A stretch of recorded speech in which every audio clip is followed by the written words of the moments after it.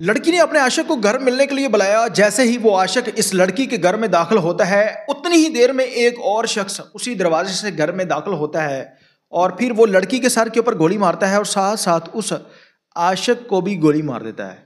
अब लड़की को गोली मारने वाला और उसकी आशिक को गोली मारने वाला शख्स ना तो इस लड़की का शौहर है, ना इस लड़की का भाई है और ना ही इस लड़की का कोई रिश्तेदार है। जब आप इस शख्स के बारे में सुनेंगे तो यकीनन आप लोगों के पांव तले ज़मीन निकल जाएगी कि इस मुआशरे के अंदर हो क्या रहा है। पाकिस्तान की तारीख का ना ये कोई पहला वाक़या है और मेरे ख्याल में ना ये कोई आखिरी वाक़या होगा।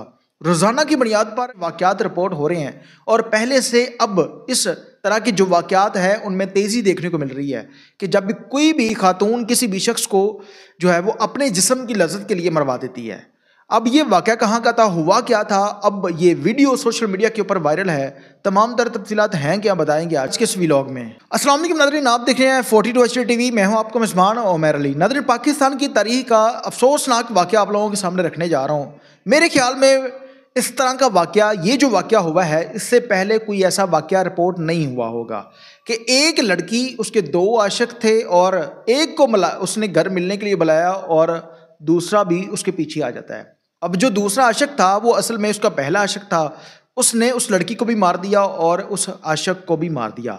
अब कहानी कहाँ से शुरू होती है कि ये फैसलाबाद का इलाका मामू कांजन है, जहाँ पर 17/11/2025 को 11:30 बजे रात के ये वाक़या रूनुमा हुआ है।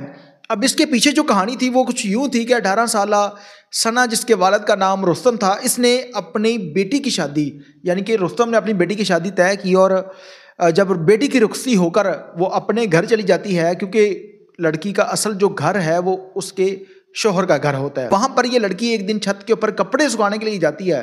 उसी दौरान एक नवीद नामी शख्स, जिनकी छत करीब थी और इनकी नज़रें मिलती हैं और फिर ये दोनों एक दूसरे में इंटरेस्टेड हो जाते हैं। बाद में नवीद जो था, इसने पर्ची के ऊपर नंबर लिखकर फेंका और फिर इस लड़की ने नंबर उठाया और उसको मैसेज किया कि ये मेरा नंबर है। दोनों की आपस में बातचीत होने लग जाती है और लड़की जो थी वो अपने शोहर के घर से किसी को मिलने नहीं जा सकती थी, क्योंकि वहाँ पर सख्ती थी और वो इसके ऊपर नज़र भी रखते थे। अब जब लड़की अपनी वालदा के घर मिलने के लिए जाती थी तो वहाँ पर घंटों मुलाकातें इस शख्स के साथ करने लगी और वक्त गुजरने के साथ साथ ये 18 में शादी होती है और अब 2025 11वां महीना है और 17 तारीख है, यानी कि जब ये वाक़या रूनुमा होता है। अब उस शख्स को इस लड़की की आदत हो जाती है रोज़ाना उसके साथ मिलना और बातें करना। एक वक्त वो आया कि जब लड़की ने उसे कहा कि मैं अब आपके साथ मज़ीद जो है वो रिलेशन नहीं रख सकती, मैं अपने शौहर के साथ बेवफाई नहीं करना चाहती और मेरे ऊपर जो हक है वो मेरे शौहर का है और अब मैं ये तमाम तर किस्सा कहानी छोड़ रही हूँ, इसलिए आप भी कोशिश ना करना दोबारा मेरे साथ रब्ता करने की। अब ये जो नवीद नामी शख्स का, इसके दिमाग में एक बात आती है कि दाल में कुछ काला है, लगता है इसकी ज़िंदगी में कोई और शख्स आ गया है, क्योंकि इसके रवैये और लहजे से कुछ चीज़ें साबित हो रही थी जिससे उस शख्स को शक। अब उसने इसको समझाने की कोशिश की ये, लेकिन ये नहीं मानता और फिर उसके बाद जो है वो जो नवीद नामी शख्स था वो इसकी रैकी करने लग जाता है कि ये कहाँ जाती है, कहाँ आती है, क्योंकि जब सना नवीद को मिलती थी तो वो तमाम तर चीज़ें नवीद को पता था, ये कब जाती थी, कब आती थी, अपने वालदा के घर जब जाती थी तो कितने बजे ये मुझे बुला लेती थी। अब उसने अपना बेस बदला, किसी से मोटरसाइकिल ली, किसी से हेलमेट लिया और वहाँ पर जाकर उनके दरवाजे के बाहर जो है वो रैकी करने लग जाता है। जब ये सना अपने वालिद रुस्तम के घर रहने के लिए जाती है तो उसको पता था कि ये अब उसको बुलाएगी, क्योंकि उसको शक था कि ये किसी और के साथ बात करती है।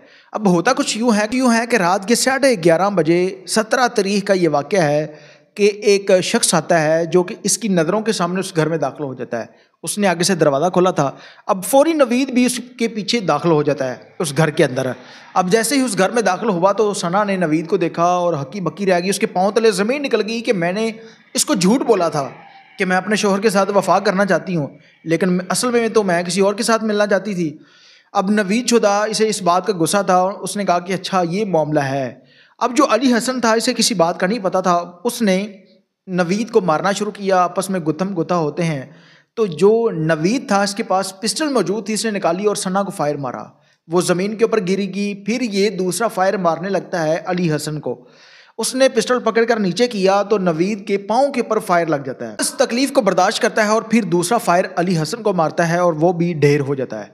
अब फायरों की आवाज़ सुनकर उसके घर वाले भी उठ जाते हैं और फिर उसके बाद पुलिस को कॉल की जाती है। अब मुबशर नामी शख्स है जो इसमें मुद्दई मुकदमा है, वो इस लड़की का सना का भाई था। जब वो आया उसने देखा कि नवीद के पास पिस्टल है, उसने सबसे पहले पिस्टल अपने कब्जे में ली और फिर नवीद नामी शख्स को पकड़ा और फिर 15 पर कॉल की।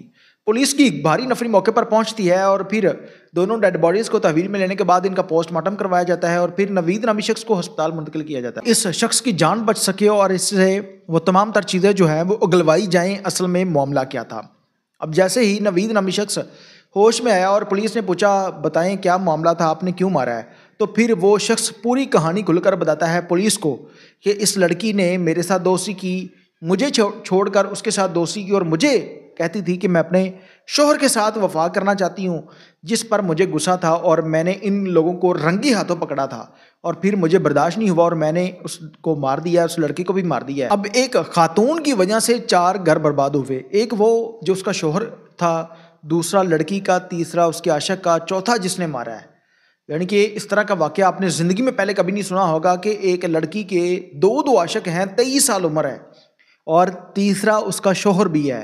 यानी कि इतने मामलात जो हैं वो हद से जो है वो गुजर चुके हैं कि इस तरह के वाक़यात होना एक मामूली सी बात हो गई है। फ़िल्मों के अंदर, ड्रामों के अंदर इस तरह की चीज़ें देख देख के इस मुआशरे में इस कदर बिगाड़ पैदा हो गया है।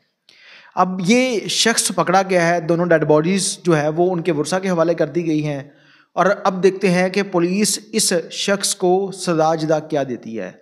क्या इसमें कसूरवार लड़की है या उसका दूसरा आशिक था या पहला आशिक।